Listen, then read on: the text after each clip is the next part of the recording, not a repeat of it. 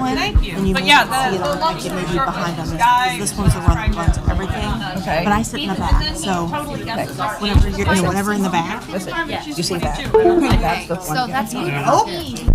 nope. My sister's like, If you need, just turn them up.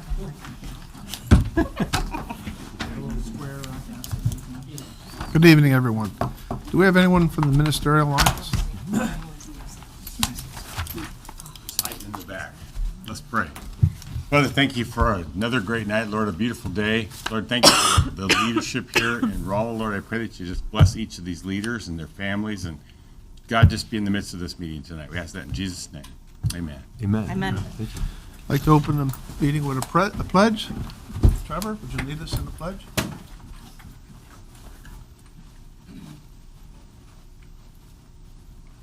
I pledge allegiance to the flag of the United States of America and to the republic for which it stands, one nation, under God, indivisible, with liberty and justice for all.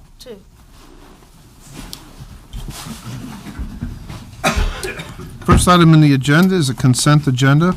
Consider approval of the council minutes from council meetings on October 7th and 21st, and a closed council session on October 21st. First of all, are there any questions regarding those notes? If not, is there a motion to approve? So move. Second. Motion made and second. All in favor, say aye. Aye. All opposed? We have no public hearings tonight. Moving on to special presentations. Every now and then you meet a young person who's got leadership skills quite different than their actual age. And it's a great pleasure of mine to introduce Trevor Pelk. Trevor is, as part of his Eagle Scout project, has done us a terrific civic service, and he's going to show us what he did.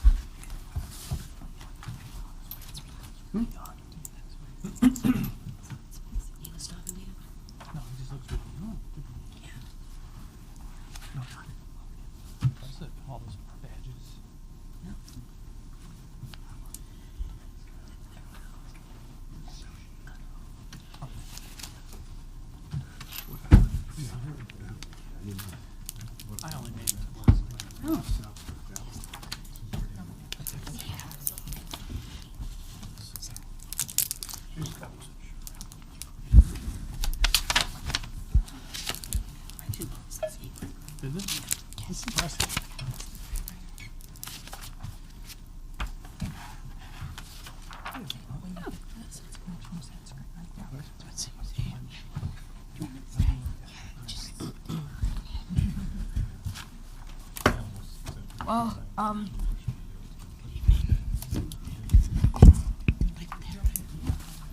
hello, my name is Trevor Pelk, and I am here to show you my Eagle Scout Service project. And yeah, I'm from Troop 145, and I am here to show you my Eagle Scout Service project, which was helping the community. First of all, I would like you to know a couple things about me. I'm planning my Eagle in December, where I will finish my 6 months. I did complete my Eagle project in October, and then I've been in a lot of leadership positions. And so, I also enjoy earning merit badges, and I was elected into the Ordinance. So, the next thing that I want to say is that my presentation is, or my actual project itself is the Green Acres Ballpark Improvement. My first thing that I did was there was years of erosion covered away the playing field, and so we dug down 9 inches and leveled out the playing field and got rid of the grass and the moss and stuff back there. My next phase was phase 6, where I maintained the flagpole, which there was a flagpole back there, which I originally never knew there was. And so I sanded and painted it, and then put a new pulley rope, and there's a new flag there. Phase 3 was to paint the foul posts there. The foul posts were chipping away and fading away the paint, and it didn't look very nice, so we sanded them down and painted. My next phase is phase 4, where we cut the tree limbs. The vegetation is now all gone from back there. As you can see into the picture, there was a lot of vegetation back there that wasn't really necessary to be back there. So we cut down the vegetation, and this, me walking down the aisle, shows that you can actually walk back through. Phase 5 is the dugouts, and the dugouts have no protection over them for heat and flying balls. So I put a canopy over the dugouts. My last phase is phase 6. I put racks, equipment racks, in the dugouts. So there's a little box at the bottom to where you put gear, and then there's places to put your bats, and then the top hooks are for helmets and gloves. Do you have any questions? Trevor, you did a great job, and that was a very meaningful scout project that you did. Council, any questions? How long did you work on this, Trevor? 3 work days. Wow. 3 days. Impressive. Wow, you need to work in my house. Any more questions? I had a quick question. I just noticed that you joined scouting only a couple, 2-3 years ago. Is that right? Yeah. Okay, so you've been working real hard through all the advancement stages. Yes. Wow. Okay, congratulations. That was pretty quick, looks like. Any other questions? Yeah, and I know Trevor, he worked very hard during Cub Scouts too, believe me.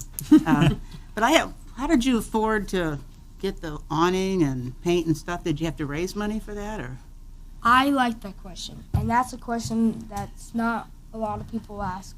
Well, the whole point of the Eagle Scout Service Project is they usually don't want you fundraising, but they want you to go to the to people and ask them to donate to your project. Okay. And then you thank them by some way. Mm-hmm. Very good, thank you. Any more questions? I see you have a lot of merit badges on your sash there. Yeah, because... Do you have room for any more? Okay, yes, the back. The back. Any other questions? I think we need a city council merit badge. Yeah. Oh, I don't have a question. Add that to your list. okay. I don't have a question, but I did go to the ceremony when Trevor handed Oh, the ballpark back to the city. And I got to tell you, I walk and bike by there a lot, and it does look a lot better. And I think it's going to be a real asset to the city. And I know the kids are going to appreciate having the little shelter thingies. And so it was a really good job. And at the ceremony, Trevor thanked all of the people who had donated and who had helped him and gave them certificates. And it was very well done. Thank you. And any other questions? Trevor? Yeah. If the city starts getting those weeds overtaking the fence and all that again, and reverse your hard work, you call. Thank you. Thanks, Trevor. Nice work. Thank Trevor. you. Thank you. Trevor.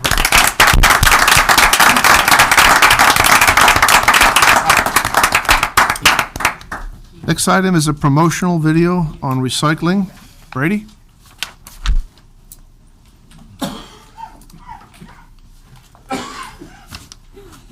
Good evening. I wanted to just take a couple minutes and share a couple of really short videos with you that we've had produced for public awareness and promotional purposes. We were lucky enough this year to receive a small grant from our solid waste district, which is a 7-county district that serves our region through the MRPC office. So when we thought about how can we do some public outreach and get some messages out there to the public, we came up with these videos, and if I can find them here, I will.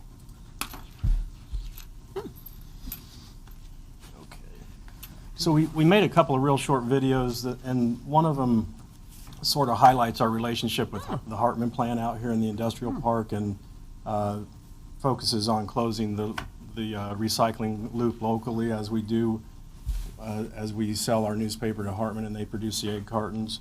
So I'll roll that one first. Really looks like the Sandershausen one jumped in there. Sorry? Looks like the Sandershausen Sister Cities videos on there. Let me see what I can do here. Have you ever wondered what happens to your recyclables once they leave the recycling center? Your newspaper, for example, is loaded onto a truck and taken to Hartman Packaging. At Hartman, your newspaper is processed into paper egg cartons. Those same paper egg cartons return to your own community for sale again on the shelves at your local Kroger. Thanks to people like you recycling your old newspaper, countless tons of trash are kept out of landfills each month. Make a difference in your community. Recycle. Funded in part by the Missouri Department of Natural Resources. Okay, I'm not sure about the audio. It normally sounds great, so I'm not sure what's happening there. But that's just a real short a message about how we're working with Hartman and closing the loop here locally, which is terrific. We're really fortunate to have that connection here, especially in today's market climate. It's really tough. The next short video really just kind of promotes recycling and encourages recycling in general, with a little bit of a specific focus on the importance of recycling right, which is kind of the mantra across the industry right now with, again, the market conditions and the China ban. Things are really tough right now, and contamination is a big issue. If you're not producing a good quality, clean material, you're having real problems with loads being rejected and being able to market your product in general. So as an industry, we are trying to encourage everyone, hey, we still want you to recycle, but it's really crucial at this point that you be sure you know what you can recycle in your own local community programs. The mounds of garbage in the U.S. continue to grow. The last several years, U.S. homes have generated more than 250 million tons of waste. But where does all this trash go? Where does your trash go? Did you know that much of this waste is actually a resource that can be recycled instead of being wasted? You can make a difference by recycling. However, it's important to recycle only items that can be reused in the recycling bin or at the recycling center. Contaminated recycling does more harm than good. Be sure you know exactly what can be recycled in your community program. When in doubt, throw it out. If you have recycling questions, visit rollacity.org/waste or call 573-364-6693. Funded in part by the Missouri Department of Natural Resources. Okay, so again, sorry about the audio, but I wanted to just share those with you this evening because these are really pretty much hot off the press. I've shown these to a group at DNR, and we got full approval on those since they really are the ultimate fund provider. The funds that we use that come from the solid waste district, those are ultimately collected at each landfill and transfer station throughout Missouri. There's a fee that's charged on each ton of waste that's disposed. That goes back to all the solid waste districts throughout the state.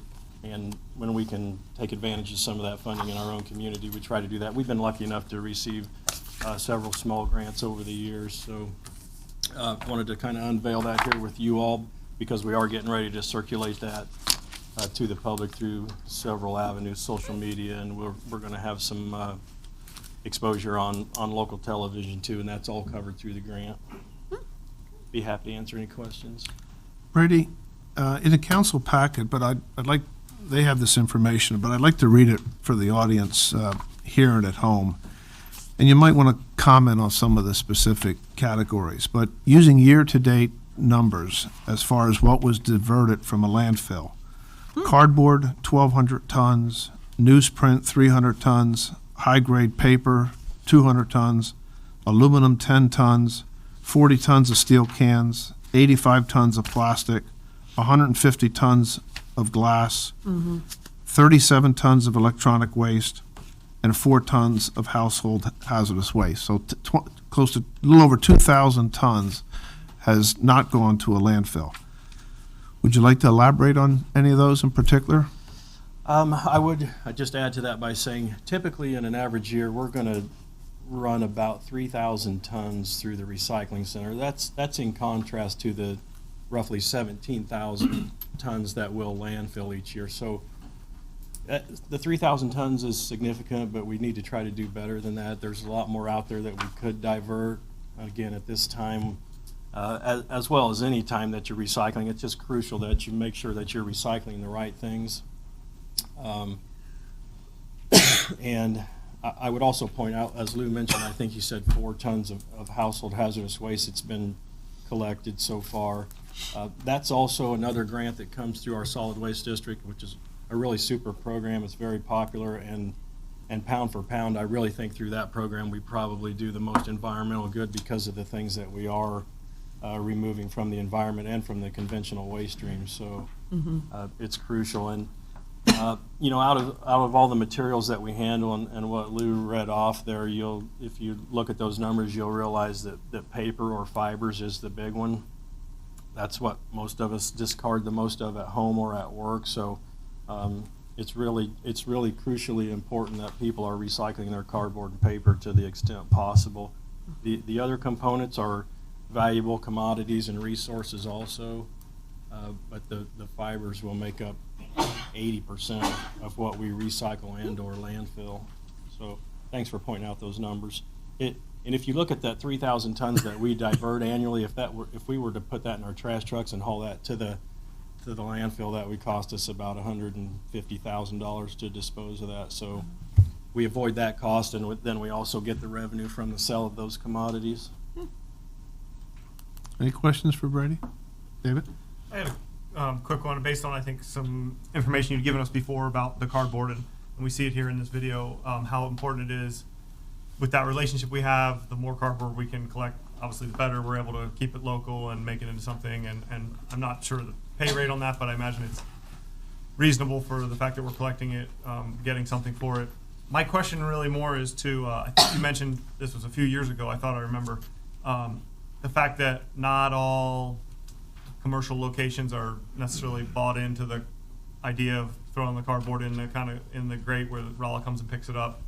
Is that true? Not all commercial locations buy into that. Is that true? I would say that's true, that not all are participating, and I don't have an exact figure for you, but by and large, the majority of commercial businesses in Rolla do recycle to the extent that they separate out their cardboard, and a lot of them do paper too. We have a separate paper route that we run once a week, and honestly, it behooves any business operator to divert that stuff from their dumpster, because our rates are and should be based upon the volume that they throw away and the frequency that they have to have our trucks and crews there at their location to empty their dumpster every week. So if they can divert more from the dumpster and have us there less often and have a smaller dumpster, they can save bucks. So it makes economic sense for them to be able to do that. So we do. I think it's residential that actually has the low participation. It used to be 15, 20%.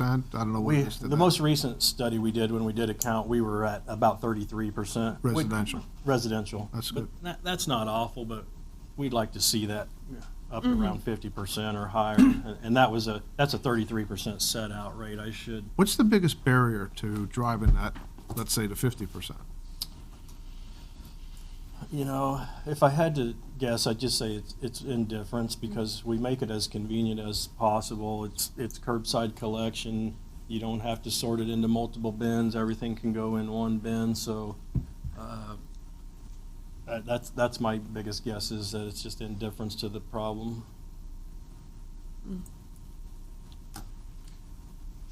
You mentioned household hazardous waste as being one of the most important environmental things that we do. What are some of the common household hazardous waste that you're seeing thrown away? You know, the common things generally consist of automotive fluids, your antifreeze oil, old gasoline. We see a lot of solvents, mineral spirits, and that sort of thing.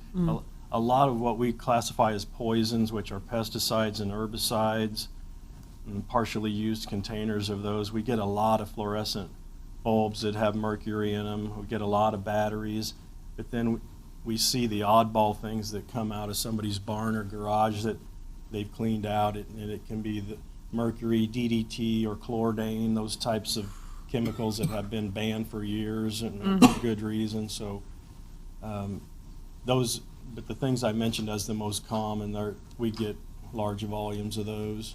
So what do homeowners, what are they supposed to do if they have like used oil or some of these chemicals? If they have that and they want to use our service, it's by appointment only. So we do that once a week. It's kind of a bad time of year to promote that, because we do suspend that in the winter, because we're doing that in a metal box. It's not insulated and it's not heated for obvious reasons. So we do suspend that December, January, and February, much like we do our yard waste collection, which we'll collect yard waste up through mid-December. But if folks have those items or they have questions about how to handle them, they can call our office. Thank you. David, you have a follow-up question? Yeah, sure. One other question, which was more I'm sure that you guys have looked at this, but I'm just trying to, in my own head, kind of think about the ways that we could potentially either encourage folks, whether that be commercial or residential, to participate in some of these, based on the fact that not only are we getting something on the actual recyclable side, but we're paying to have to take it away in our truck if they do throw all their aluminum cans and glass and everything in their garbage. So I just wanted to kind of pose the question. I'm sure it's something that you think about in relation to these things, but if there's any way that we could, I've lived in municipalities where you could be penalized for throwing away things that are recyclable, partly for the fact that you're costing our city money for forcing us to take it to the landfill, which costs us money, Right. So just a comment, I guess, that if there's any creative ways that we can think of to encourage that more. Certainly, I don't think penalty is, people don't like that, but start with the carrot and then go from there, Yeah, I'm never a fan of mandates or penalties like that, and I realize that at some point you get to the point where that may be necessary in some cases. So we try to always, make the point with people that it costs you to throw that in the trash versus throw it in your recycling bin, where it doesn't cost. And there is a real cost to recycling, but we're avoiding that disposal, and we're making money off of the commodity at the same time. So it benefits everybody, and it helps to defer our disposal costs on the waste side as much as we can recycle. So, that's part of the reason that we do things like make these videos and put messages out on social media and all the other avenues that we try to reach out to the public to try to encourage recycling. And that there's all the other feel-good reasons, reducing pollution and conserving natural resources and all of those messages that we try to get out there too. Rachel? So a question I have is, you were talking about in the video especially, right, that there's things that consumers can do to help make the product better and more easy to sell, right? So that's like cleaning out your containers, or don't put the greasy pizza box in there, or what are kind of the big ones? Those are all good examples, and some of the big ones are putting the wrong type of plastic in with this recycling, and that's not only at curbside for the collection, but it's also the people who visit our facility and they're not paying close attention, or they brought the stuff there and now they don't want to take it back home, so they're going to find a container that it's going to go into. So it's the wrong types of plastics, it's the wrong type of glass. We're collecting basically food and beverage glass containers, so your fish aquariums and your ceramic cookware and all those things, they don't go in the glass for recycling. Those are major contaminants. So it's those types of things. Okay. Thank you. the symbols are so hard to see on some of those things. It would be Yeah, nice especially if for old eyes. the industry would make that those a little bit more visible. I agree. I have noticed that some of the plastics are getting better. They're so hard, and you can't hardly get into them. But my question is on paper. Is anything good? The laminated advertising magazines you get. Yeah, my rule of thumb on paper is if you can tear it, you can recycle it. So if you, with hand pressure, if you can rip it, those fibers would be considered recoverable. So there's going to be very few things in the paper world that you really can't recycle. If they're laminated, yes, or if they have other contaminants associated with them, for instance, a spiral notebook that has the metal. That's not the end of the world because that metal can be removed in the recycling process, but those are the kinds of things that we're now telling people, hey, when in doubt, throw it out. And that's if you can't see the recycling symbol and you're not sure what kind of plastic that is, I thought I'd never say this, but go ahead and throw it away. Because to put the wrong thing in there nowadays really does more harm than good. Did that answer everything? Yeah, thank you, yes. Matthew? Yeah. Brady, the problem I run into is, so I've got my big dumpster that I pay for, and I put it out like once a month. And then I've got a little recycling bin that I have to creatively pack everything into every Friday.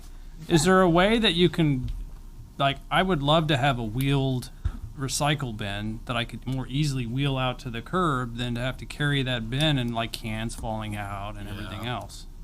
This is something I've kind of struggled with for a while now. Is I would like to find a way to find a bigger recycling receptacle, because many people like you, they probably have a bigger volume of recyclables than trash. The problem we get into, since we're still doing the curb sort, is if we give you a big wheeled cart, it's tough to reach down in the bottom of that and get everything to sort it out. So this is something that we'll keep trying to find an answer to. Of course, we can provide you with more than one bin if that's a problem, and I know that just kind of equates to more than one trip to the curb with your recycling bin. It's good exercise, good exercise. He can do it. Brady, can you comment on employee safety? And specific when people have broken bottles or broken window panes and our folks are sticking their hands down in there. Yeah, thanks, Lou. That's a really good point. We love for you to recycle your glass, but if you've broken a bottle when it's going into the recycling bin, we'd really just rather see that go in the trash for employee safety. We've had lacerations from that kind of thing. Even, quite honestly, the sharp edges on steel or tin cans. So. Just watch those lids. If you're the type that leaves the lid attached to the can, try not to leave that sharp lid. Push it down in the can, if you will. And yeah, the guys are all supposed to be wearing gloves, but you know how that goes sometimes on a hot day. And the glass, they're reaching down in that bin. They're sorting for things, and they can get cut easy enough. Luckily, we haven't had a lot of that, but it does happen.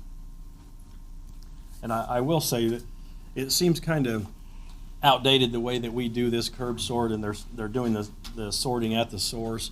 But at this point, we're so thankful that we stuck to that, and we didn't go with the industry trend to go to single stream and collect it all in one cart, all mixed, because that is what has gotten the industry into the jam that we're in now. And those people who had switched their program to that method, they're either now discontinuing their program, or they're having to back up and ask people to sort things out again, or they're paying to get rid of the recyclables instead of getting paid for them. So that's really caused some problems within the industry, and so we're going to continue doing what we're doing right now and being able to get the revenue out of our material. That's what pays for the operation of the recycling center, quite frankly.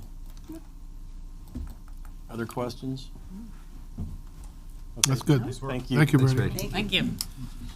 Next section is report of mayor and council reports of various boards and commissions and departments. There are 12 reports there. Are there any questions? Nope. Moving on to old business, the first is an ordinance vacating a portion of 6th Street, the right-of-way adjacent to 607 North Main. Tom, or Steve? Yeah, Tom's absent today, so I'm filling in for him. This is ordinance vacating 8 inches of right-of-way along 6th Street there. Basically, how this come about, the applicant had the property surveyed for a sale and found out that the buildings and the retaining wall that set approximately 6 to 7.5 inches over the property line. So they'd like to vacate the 8 inches in order to put the buildings back onto their property, and that way there would be no cloud on the title. Again, the applicant is 4 Bar Holdings. There was no comments from utility companies. There was surveys, and no utilities are located within this 8 inches. So staff's recommendation is final reading and approval of the ordinance. I'll answer any questions you might have. Any questions for Steve? If not, can we have the final reading, please? An ordinance approving the vacation of a portion of the right-of-way of 6th Street. So move. Second? Motion made in second, roll call vote. Yes. Yes. Yes. Yes. Yes. Yes. Yes. Yes. Yes. Yes. Ordinance is approved. Next item is an ordinance amending Chapter 6, Article 3 of the Code relating to building permit fees. Yes, again, this is something we've talked about last couple of meetings. It's a new way of figuring our permit fees. It's a little simplified, simpler than what we've done before. Makes it a little easier to understand. And also with that, it become a permit increase, which would allow the department to maintain a 50% recapture rate, which was part of the approved budget. And I'll be happy to answer any questions you might have on that. If there's no questions, final reading, please. An ordinance amending Chapter 6, Article 3, Section 6-17, subsection 109.2, relating to building regulations and adoption of the revised permit fee schedule of the Code of the City of Rolla, Missouri. So move. Second? Motion made in second, roll call vote. Yes. Yes. Yes. Yes. Yes? Yes. Yes. Yes. Yes. Yes. Ordinance is approved. Item C, ordinance authorizing me to enter into an agreement with Pierce Asphalt for Project 500. Darren? So at the last meeting, council awarded the bid for Project 500 to Pierce Asphalt, who is the low bidder. This project will overlay 6th Street from railroad tracks to Kings Highway from 6th Street to the end of city maintenance near Bishop, and Holloway Street from Salem Avenue to 18th Street. So staff's requesting a final reading of ordinance for the mayor to enter a contract with Pierce Asphalt for $131,860.60. Any questions? Darren, I just have one. I know it's fiscal 2020, but when are you actually going to do this asphalting? Well, I'm hoping to get it done this fall, but Still? weather's not looking the greatest, so it's more than likely in the spring. Okay, thank you. Any other questions? If not, final reading, please. An ordinance authorizing the mayor of the City of Rolla, Missouri to execute on behalf of the City of Rolla, Missouri, a certain agreement between the City of Rolla, Missouri and Pierce Asphalt LLC for fiscal year 2020 Phase 1 Asphalt Improvements Project Number 500. So move. Second? Motion made in second, roll call vote. Reuter. Yes. Schneider. Yes. Allen. Yes. Murphy. Yes. Henry. Yes. Crown. Yes. Muse. Yes. Roder. Yes. Everly. Yes. Schott. Yes. Tenace. Ordinance is approved. Moving on to new business, we have one item, which is a motion authorizing the closing of certain streets for the Christmas festivities. Hard to believe it's that time of year again for Christmas festivities. We have several closings that are going to take place over December 6th and 7th. We'll close 7th Street from Pine to Rolla beginning Friday morning. It'll be closed all the way through Sunday for the Chris Kendall Market. Pine Street from 9th to 10th will be closed Friday night for various ceremonies from 5 to 8 p.m. That will include a Christmas tree lighting ceremony at the Library Plaza at 7.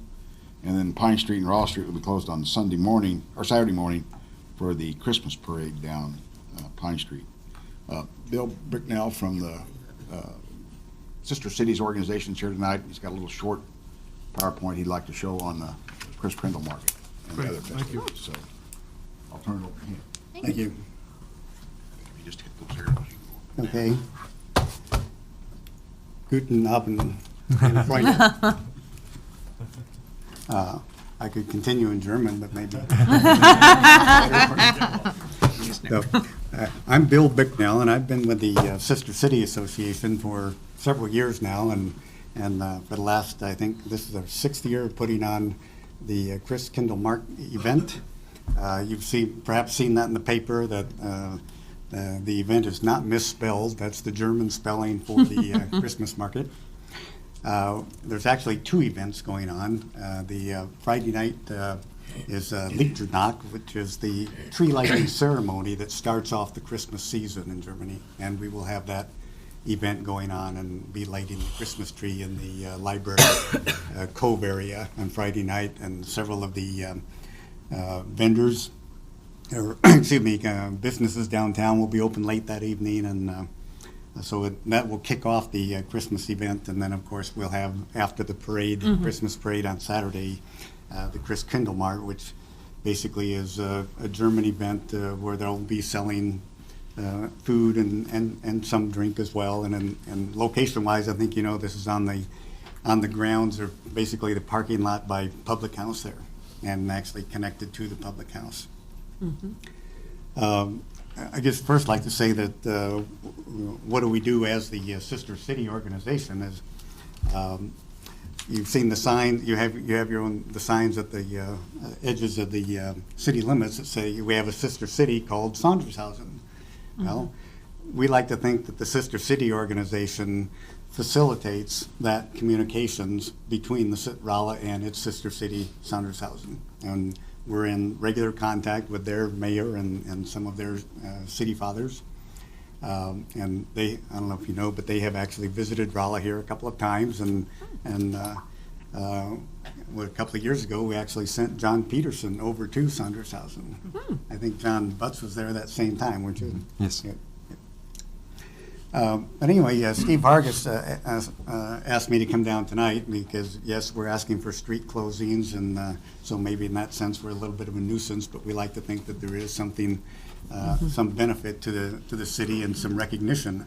In terms of recognition, I just learned from Ron Smith here just a little bit ago that the Chris Kindle Mart event in Rolla actually got statewide recognition as one of the best festivities or festivals in the state. So I was pleased to learn that. I'm sorry I didn't know that before Ron. But let me just go through a few slides here. And by the way, I'll be seeing the slides for the first time here. Jeff Sandquist, who put this together, and then, as you know, if many of you know Jeff, that he tends to book his time 25 or 26 hours a day. And he ended up with a conflict down at the church with some church choir event tonight, and asked if I would come down here. And so I'll show you what we have here, and we will try to answer any questions you may have. And I see a mistake in the first slide. It says 3rd annual event. I think this is the 6th annual event. I mentioned before that we actually start on Friday night with Lichternacht, which is the lighting of the Christmas tree, which we'll do in the library plaza. And that will occur from 5:30, 7 p.m., and we'll have various entertainment venues going on at the same time. And part of this, you see s'mores and a fire pit. Yes, we want to start a fire. And by the way, I have already obtained our event permit for this event for this year. I've also obtained the fire permit for the event this year from the fire department. So we'll have these open fires for cooking the s'mores. And here's some other events here, some dancing entertainment going on there. And oh yeah, polka party. See, we'll have bands, and we'll transition into having a polka party on 7th Street. Here's some photographs from last year with some of the players. And food. Who doesn't like food? Right? We'll have. We try to make it as German as we can. We try to request that the food vendors stick to a German venue, but Of course, there's the German strudels, and if you like sweets, there's the, well, strudel is the sweet. What was the other one I was thinking of for the meat? Forgot that. I don't know if any of you have seen this facade that we've built for this year. We've had this set up a couple times now downtown Rolla, and those are all basically 4x8 sheets of plywood that all bolt together to make this facade, which we've, like I say, set up probably 3 or 4 times already now, and it will be the main entrance to the tent for the Chris Kindlemart event on Saturday. We'll also have cups available. We have had them printed each year that with Rolla and the name of the event on it. Okay, here's the 7th annual. I guess the 3rd annual was the leaked or not. That slide was correct. 3rd annual tree lighting ceremony, 7th annual Chris Kindlemart event. There's some more pictures of that facade and a board there with cutouts so you can have your photograph taken in German outfits. So wearing lederhosen there, right? Here's some Christmas tree decorations also that are cut out there, and those are available for sale. Here's some other pictures from years past. And of course, Jeff Sundquist leading our choir there. After I don't know what to say about that. No. All right, so that's the event. I have some brochures here, which I'll leave there or hand out to you if you like. And just like to point out that the Sister City function has been around since President Eisenhower days, and he was the one that encouraged this communication between like cities. And Sandershausen is a city similar to Rolla. It's in the middle of their country. We're about in the middle of the U.S. It's about the same size city as Rolla. It has a university there. It has an industrial base there as well. And it's built over a salt mine, and you can go down a couple of 100 feet, and there's this array of tunnels where they mine for years. And they actually have a restaurant down in the mine area now. So it's an interesting place. And that's what I have to say to you tonight. Thank you very much. Thank you. We're looking forward to it, Happy to especially the answer any food. questions you may have. Thank you. Thanks, All you do. And these will be on the back table. Thank you. I'm requesting a motion to close those. Yep. So moved. Second. Motion and second. All in favor, say aye. Aye. All opposed? Thank you. Moving on to claims under fiscal transaction. The first is a motion awarding a bid for sewer line inspection cameras. Darren? The sewer department received bids for a new sewer line inspection camera. This camera will allow them to inspect the laterals that we partnered with Ameren on. We received 1 bid from Red Municipal and Industrial Equipment Company for $21,600. So staff recommends awarding that bid to the low bidder. Any questions? Yes. I have a question why only 1 bid was received? We put an ad in the paper, put it out on the website, sent emails to several vendors. I don't have a good answer for why we only got 1 bid. I mean, if you'll flip to the second page or third, it has a list of specs. I mean, it's a very wide open spec. I mean, there wasn't no specific brand or, I mean, 6 things I had to meet. I don't know. John? Darren, do you think that's a reasonable price? Yeah, I mean, we I went on Amazon, can I find one for 4,000? Wait till Wednesday after these. That's right. Maybe one of them returned. We budgeted 25. Prior to bid opening, just making calls to some companies. Okay. This is about $1,000 cheaper than any one I got, just calling on the phone, so. Okay, thank you. Okay.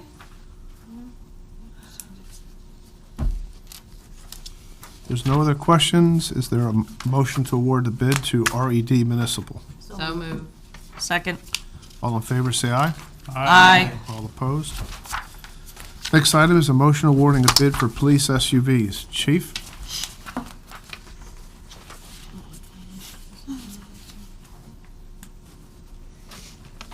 Good evening. We recently put out bids for 4 police SUVs.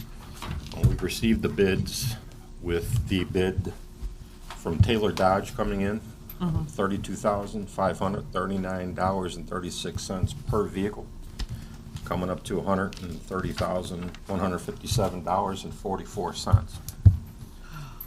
We're asking that City Council approve this bid. This is through Taylor Dodge, a local dealer. It's the same dealership that we bought the Dodges from last year, and they've been very good to us. It's nice to have a dealership in town. When the vehicles come in, we don't have to take a day trip, and half of our staff, say, for instance, Landmark Dodge is in Independence, Missouri. If they would have won the bid, that would have taken a lot of people and a lot of time to go get the vehicles when they finally came in. Chief, I do have a question. Typically, the state bid meets our criteria. What is it that the state bid did not meet our specs on this time? State bids this year didn't include a lot of things that we asked for in a police vehicle. Typically, we like to have 4 key fobs for them, 2 for the officer, and we keep 2 at the station. Vinyl rear seat, which is very important in our line of work, especially when you have somebody who is highly intoxicated or a problem and you put them in the back seat. A vinyl seat really comes in handy in situations like that. Oh, yeah. Vinyl floors, which, believe it or not, are an upgrade to vehicles now. Get vinyl floors, and along with those vinyl floors, we also ask for WeatherTech mats to go in both front, back, and in the back storage area of the vehicle. The lights that we have in police vehicles, we like to have red and white. They typically don't come with a red light. That's an upcharge also. There's just a lot of little things that we ask for that's not included in there. Okay, thank you. Any questions for Chief?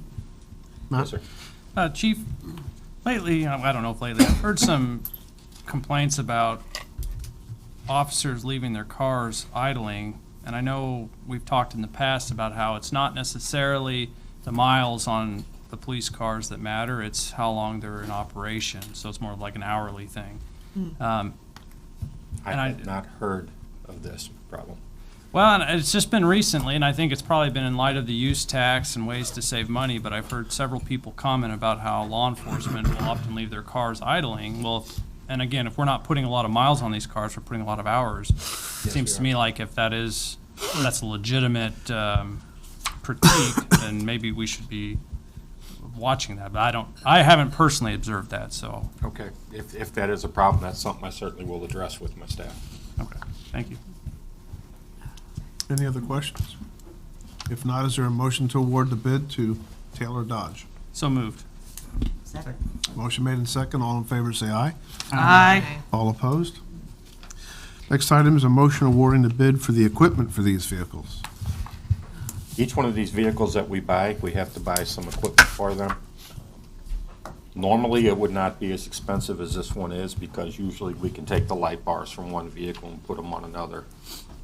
We are just recently been purchasing the Dodge vehicles, so the light bars that we currently have on some of the patrol cars, some of the older cars that we're replacing will not fit on these vehicles, nor will you have to get specialized center consoles and everything else to go with them.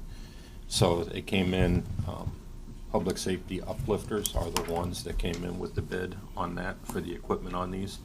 A lot of the older equipment, we either donate it to a police department that could use it, or if it has any value to it, we do sell it later on gov deals. The stuff that we're going to be replacing, though, is so old on some of the older vehicles, I really doubt anyone's going to want to take it off our hands. Any, Matt? I'm just curious, are the older vehicles, are we retiring those to VIPs, or are they just not? Some of the vehicles we use them as what we call pool cars.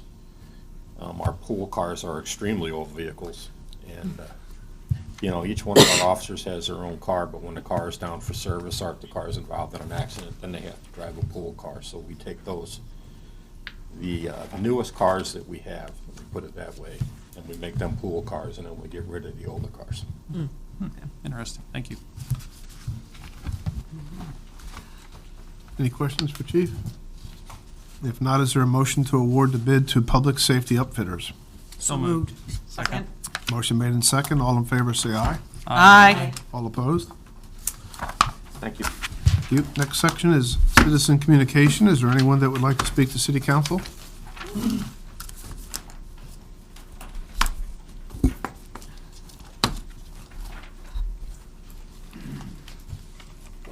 Joshua Broman, 807 Wakefield Drive.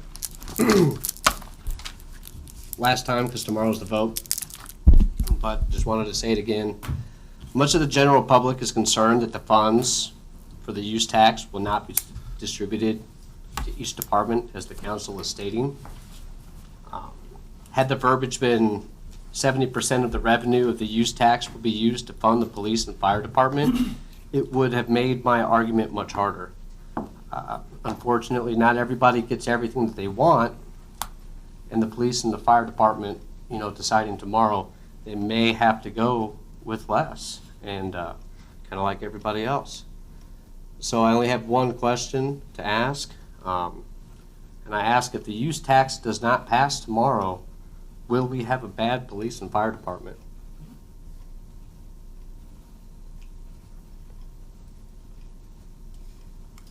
If you're looking for a short answer to that Yeah. question, Yeah. I think that the fiscal realities will certainly tax, not in a financial sense, but put a burden on our public safety in ensuing years.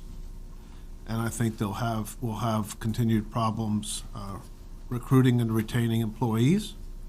I think at some point we will have to look at service cutbacks. So short answer is, yeah, it's going to have an impact. And I think the impact will be big enough that you'll notice. So yes, we will have a bad police and fire department. I didn't use that term. Yeah, that's what I asked.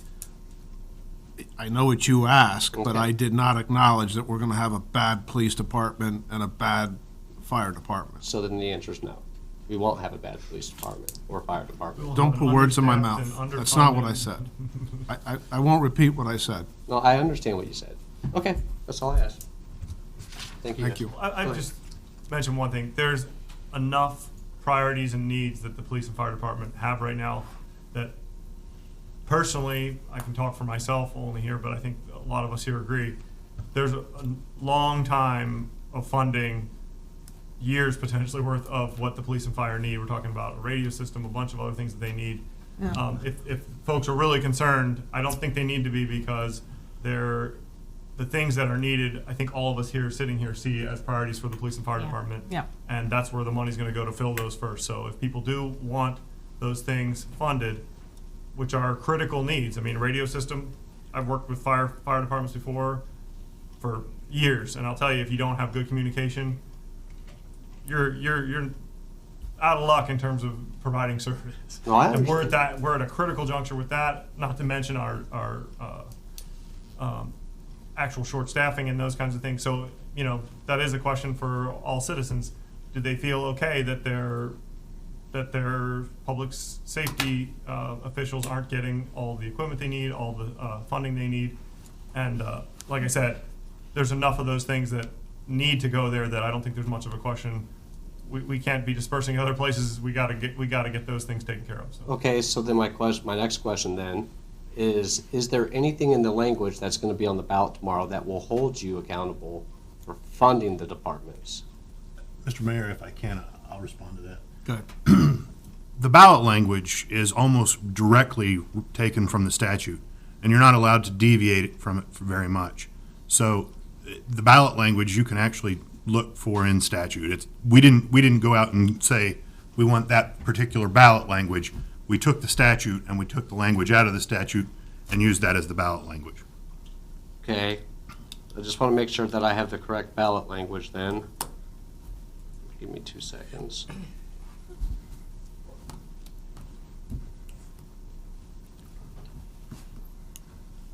So is the ballot language, shall the city of Rolla, Missouri impose a local use tax to be used to fully fund public safety needs with any additional funds being applied to other general fund needs at the same rate as the total local sales tax rate?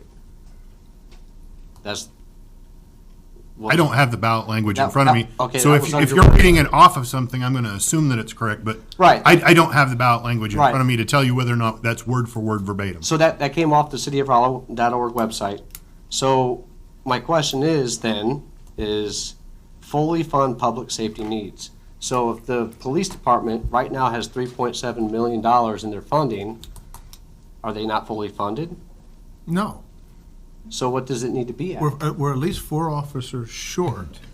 We have compensation packages which are significantly uncompetitive, and we have a lack of radios that all of the public safety people are going to have a problem with shortly. So no, we're not fully funded. So the $3.7 million, we have, so if we were to hire 4 officers today, you're telling me that we don't have the funds to pay them? No. That's what I'm telling you. So we need to increase it to not 3.7, but 3.8 million? But it's not within the city's budget. That's not what you budgeted for, am I right? I'm not sure how to respond because I'm not so sure I understand where you're going. So what specifically are you asking? What I'm asking is you're telling me that the police department is not fully funded, right? Yes. But you set the budget. The budget is set, we have to have, our budget has to balance by law, if you will. So it's fully funded to the extent of the money that we have. Okay. What I'm saying is that amount is inadequate. Okay. So in a bigger sense, no, we are not fully funded because we don't have the staffing, we don't have the radios, and we don't have a lot of things that we need. Okay. So currently you're fully funded. You just want to be able to have more funds to be able to. Well, I think you're splitting hairs pretty fine there. There are a number of things that we have identified that if the money was there, they would be in the budget. Correct.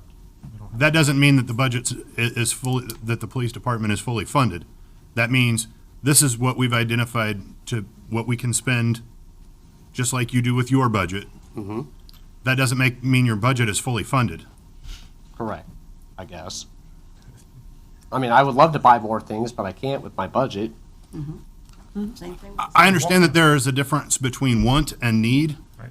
We have identified a number of needs that cannot be procured with the funds available, and that's why we are asking for additional funds. Okay, so then to lead into the next is, shall the city of Rolla, Missouri impose a local use tax to be used to fully fund public safety needs with any additional funds? So what is considered additional funds? So what I'm asking is does the fire department, the police department get 30% and the city gets 70%? Because it doesn't specify what additional is, and that's what I'm trying to say. Does the police department, fire department get 1%? Do they get 70%? I understand that you're telling me that. If you're asking how we're going to divvy up that money, right down to the last penny, we do not know that yet. There are so many needs out there that there's going to have to be an effort with staff, with department heads, with council to see how that money will be allocated amongst public safety needs. Number one. Number two, it'll take us years, as Councilperson Shop mentioned, it'll take us years to fully fund police and fire. I'll be surprised if the use tax generates enough in the first year to meet any of the needs that we have. Right. We don't have the budget for next year finalized yet. This year, it's finalized. Next year, it's not. Okay. The needs considerably outweigh the revenue. And I think the other thing we could add about it is all of the use tax goes to the general fund. The general fund supports public safety to the tune of 70% of the general fund expenditures. So the balance of that is basically City Hall, administration, economic development, finance, community development, engineering, planning, those functions. Before dollars are spent on any of those service function areas, down the road, it's going to be to fully fund police and fire to meet the the expectations today of a competitive and quality police and fire department. And that's going to start with increased wages, where we are just simply lacking the market. It's a result of things outside of our control. Right. But that's where we're at. And so in order for us to fill positions, we've got funding, current funding for positions. We simply can't get qualified candidates applying for it because of the disparity in the wage. So officer, police and fire compensation is the first priority, and then we'll move on to other things like equipment and vehicles and things, public safety-wise. Then as dollars become available, we can begin to address other things and other needs in the administrative functions of the city. Okay. I guess if it passes, we'll be watching. Great. Thank you, guys. Thank you. Any other citizens would like to speak to council? If not, moving on to mayor or city council comments, I have two. In light of the conversation that we just had, by statute, elected officials and city staff cannot advocate for a tax increase. All we can do is provide the facts and the explanations. So it's going to be very difficult to perhaps convince you otherwise because of those statutes. However, I would like John to just walk us through a little bit the use tax on how it will be applied. Yeah, so as we know, tomorrow, November 5th, is a really important day. It's an election. It's an election that's only going to consist of a question in the city of Rolla that includes the city of Rolla, Prop PS, and our county, which we are all members of. Prop 1 will be an issue on the county side that city residents will also be voting for as well. It basically would apply the sales tax rates to out-of-state purchases, and we typically think of those as e-commerce, internet sales, catalog sales, that kind of thing. So it really is applying our local sales tax rate of 2.25% to out-of-state purchases. That revenue it's sort of eroding over time as people are shifting from traditional brick and mortar to online purchases, not intentionally, we don't believe, for the most part. We're losing what was a steady revenue stream in sales tax to prop up the general fund. As we just talked about, the general fund is 70% funding our police and fire and public safety needs. We think this will allow us to collect somewhere on the low end of $235,000, which is the estimate from the Department of Revenue, to the high end as much as $400,000 or $500,000 based on other cities our size who have enacted their use tax for the last few years. So until we have it adopted and we find out how much people in Rolla are purchasing online out of state, it's impossible to estimate the actual number. So at $250,000, we can begin to address some compensation issues, but we can't address all those issues anywhere close. If we're in the $400,000 to $500,000 range, we can address the compensation issues, we can address the radios over time, we can address vehicles that need to be replaced, the HVAC at the police department, those kinds of needs. So not only is it an important complement to the sales tax, the other side of the issue, and we think the one that really sort of the Chamber of Commerce and really a Citizens Task Force got behind, it's also a leveling of the playing field. And we hear that reference a lot. Well, what does that mean? If we're shopping at our local bricks and mortar stores, we're paying a sales tax at the cash register. State of Missouri gets a big chunk of that sales tax. Raleigh gets a piece of it. Phelps County gets a piece of it. But if we use the convenience of our phones, smartphones, and internet purchasing, you'll pay the state's 4.225%, but you're not paying the city's rate of the sales tax of 2.25%.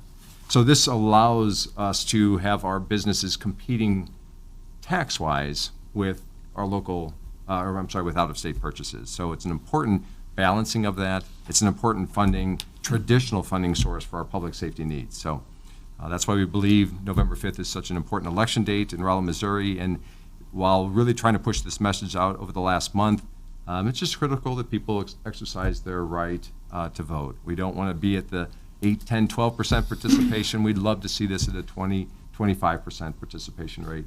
And in some respects, we should be ashamed that that's our objective. We should have 100% voter turnout on municipal issues. So just a very important issue for the city of Rolla.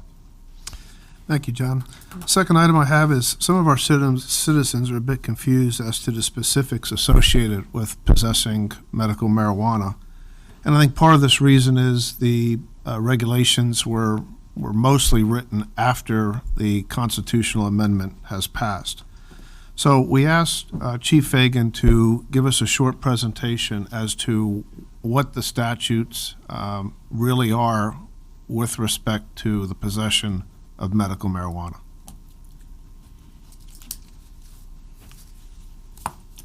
Yes, sir. Currently, the medical marijuana statute in Missouri, as the mayor said, it's an evolving, very evolving document.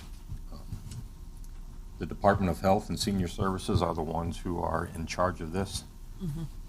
And I was finally able to reach somebody from the Department of Health and Human Services and found out that, just simply stated, is in order to possess marijuana in the state of Missouri, you have to have a medical marijuana card. Not only do you have to have it, but you have to have that medical marijuana card on you or be able to produce it when a police officer asks to see it. Now, you can possess, currently, if you have a medical marijuana card, you can possess up to 8 ounces of marijuana right now. If you have the card, the police should not inquire as to where you got that from.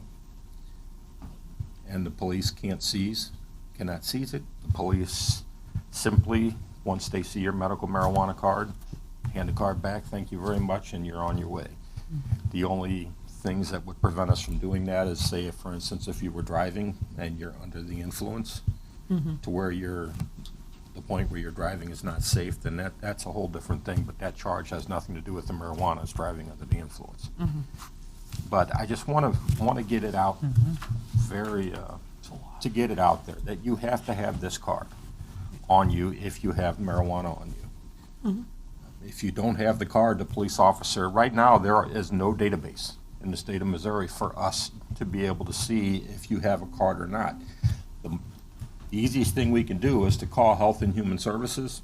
Well, I spent almost an entire day trying to get through to Health and Human Services just to find out some things, and I was unsuccessful, completely unsuccessful. So the fact that a police officer is not just going to be able to pick up a phone and call them to see if somebody has a card.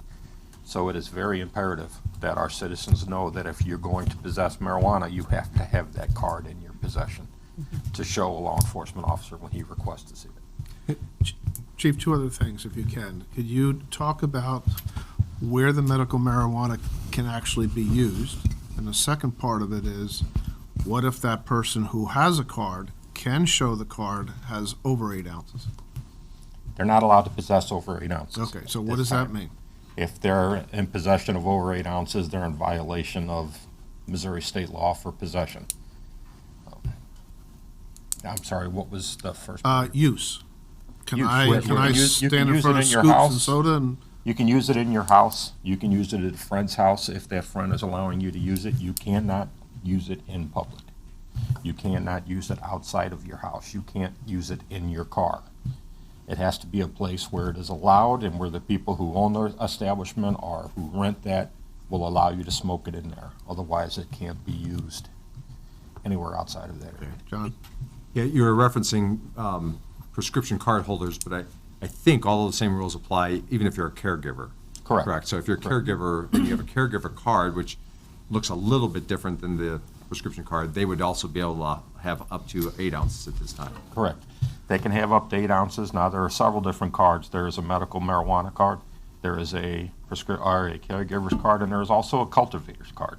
And if a person has a card where it has an indication of cultivator on it, they can grow up to 18 flowering plants in their house for their own personal use. John? Chief, if I have a card, I can take a picture of it and have it on my phone, is that correct? Yes. So if the officer asks, you can show them a photo? You can show them a photo of your card, yes. That is by state law allowable. Does that card have photo ID? No, it does not. So if I have my phone, I don't have a card, but John does, and I take a picture of his card, how are you going to know that? Well, it has his name on it, other than... And then you have, All right, so you cross-reference it with a driver's license? Yes, yes, sir. Okay, thank you. Now, initially, eventually, it's going to be where we can get into the database in our police cars and see if they have a current card issued to them.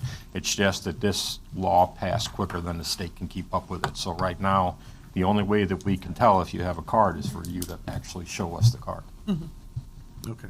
So, clarify, you cannot use it in your own vehicle? Not in your vehicle, no. Okay. essentially not public.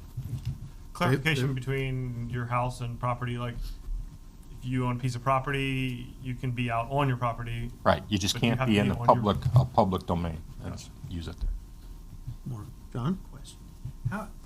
Dumb question, but how do you know if it's 8 ounces? Do you guys have a scale or 6 ounces? I mean, do you just know? I mean, if it's that close, the person's probably gonna have a scale themselves, which they'll let us. We don't carry scales in our cars, but if it's to the point where it's questionable, we'll probably bring it back to the station with us, where we have scales, weigh it there, and if it meets the criteria, return it to the people. Okay.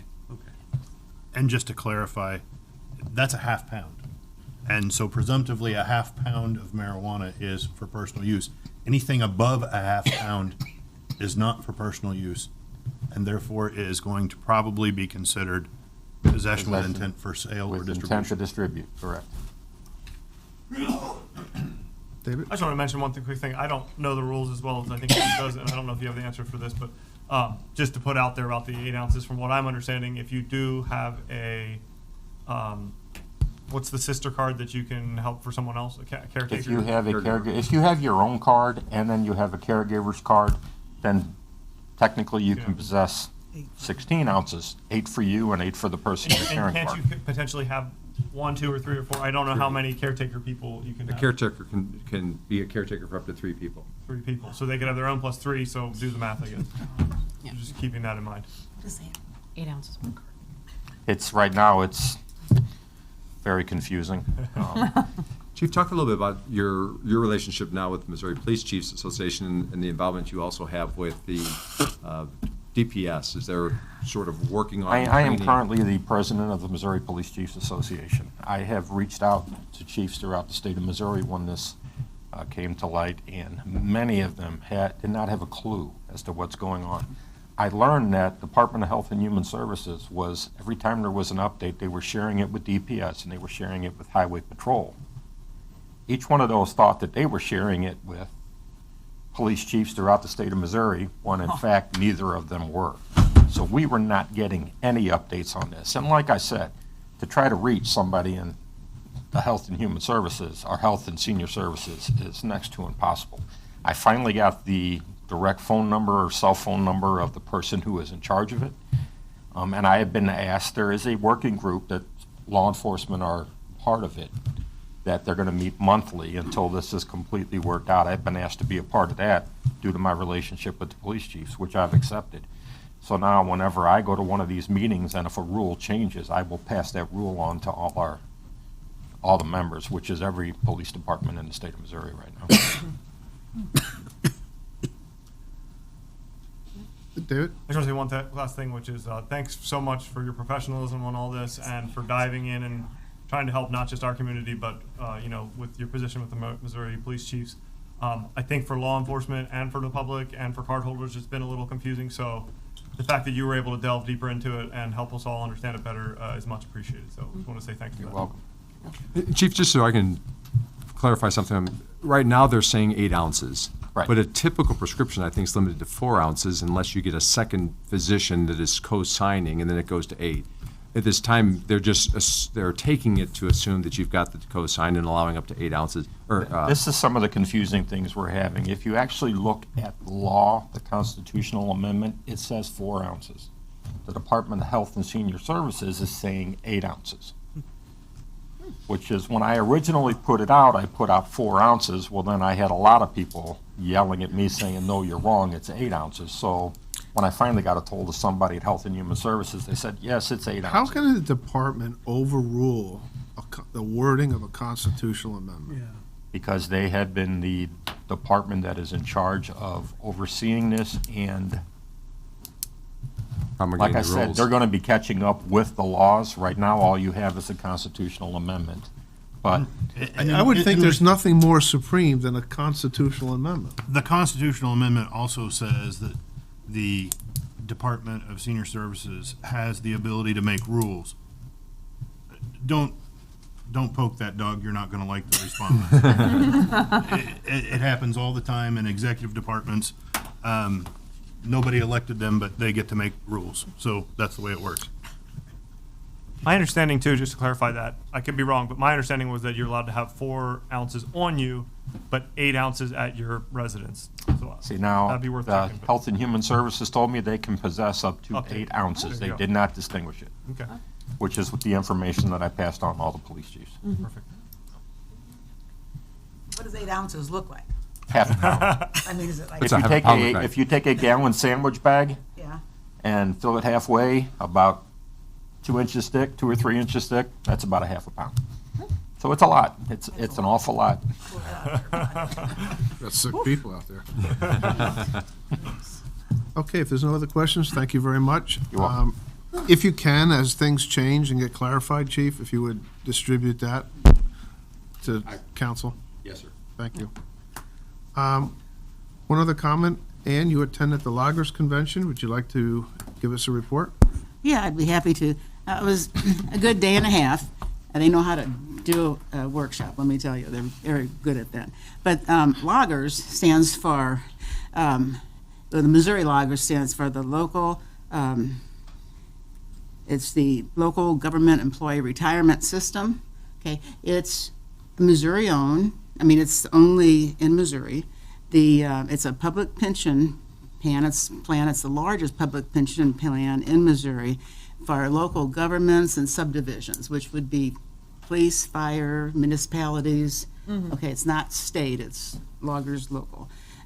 Membership is not required by these municipalities. There are many employers, which are municipalities and substations, but that are members, but the political subdivision elects to partner with Loggers to provide disability survivors insurance and defined benefits. And the purpose of Loggers is to get and keep good employees. Okay, by providing benefits, the hope is that good benefits, a good pension plan, and a way to retire with dignity and have income after your work experience, would encourage people to stay long-term. To get vested, they have to be in 5 years. After vestment, then, it's, they're good. Up until that time, they, really wouldn't be gaining anything because they don't have to contribute at this point. Employees don't contribute. It's a defined pension plan with a lot of different little nuances, but it's, it works, and Loggers has a staff that can help individuals piece that together very well. The fund that is developed for these individuals over a lifetime of employment, 20, 30 years, or whatever they might be, opens up an avenue for them to, through attrition, get better positions. If you're here for 20 years and your superior's retiring, there's a good chance that a person could benefit from that advancement in position also. So, and then finally, the retiree can retire with support.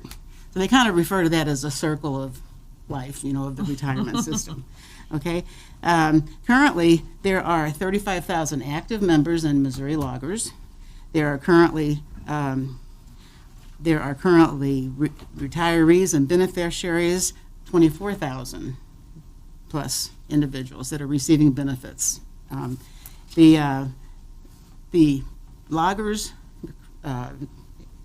group, they added 43 new cities, municipalities, or whatever last year. And that equals now that we have about 750 municipalities and subdivisions that are participating in Loggers. The determined amount of their payment is, predetermined over years of service and salary. It is the most economical plan for employees, employers, and taxpayers. It provides a clear path, they say, to retirement. The return to the community, the impact to communities that participate in Loggers, return value to the community is approximately 93% of the benefits are paid to the recipients or beneficiaries of those retiree individuals. And that 93% are to people living in these communities. So the economic impact, from this continued income, led to Missouri last year of, let's see, the economic last year was 333 million. Okay, and there were, to Missouri. Let's see. 26 million. Anyway, for Missouri, that was 333 million to the whole state. Just the central region of the state, $26 million, that was 90%, went to recipients in the central region. And so the message that I came back with is that, our employees are basically the soul of the city. They make the city what it is, the trash, or if it's parks and services, your police force, your administration. So Missouri Loggers is destined, they want to provide, build strong communities and create secure retirement for local governments. So, the thing was, if people are aware, employers are aware, our department heads are aware, business owners, citizens, and council, family members, the people that are in loggers, we want these individuals to be, that they were doing a good job and they are doing a public service to the community. So the loggers group too. They respond that loggers is doing very well. They have a bell curve in terms of their growth and stuff, and it's usually the return is around 7.5%. Varies, and it varies about 10%, but they have been well on task, well above that projected hump, and so they're doing well. There's a loggers can't make any changes unless it's a state statute. It has to go before the legislature.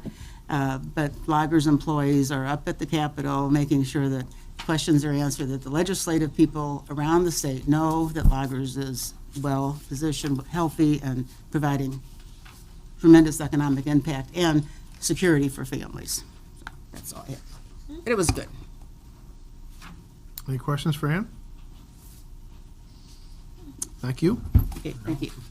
Any other council comments? Comments for the good of the order? Just vote tomorrow. Just Vote, yeah. We have 3 items for closed session dealing with real estate and personnel. Is there a motion to go into closed session for those reasons? So moved. And sealed proposals. And sealed proposals, I'm sorry. Roll call vote, please. Allen, Yes. Henry, Yes. Murphy, Yes. Schneider, Yes. Reuter. Yes. Muse, Yes. Roder, Yes. Eberly. Yes. Crowe, Yes. Schott. Yes. 10 ayes.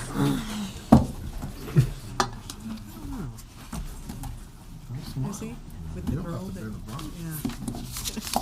Thank you, Chief.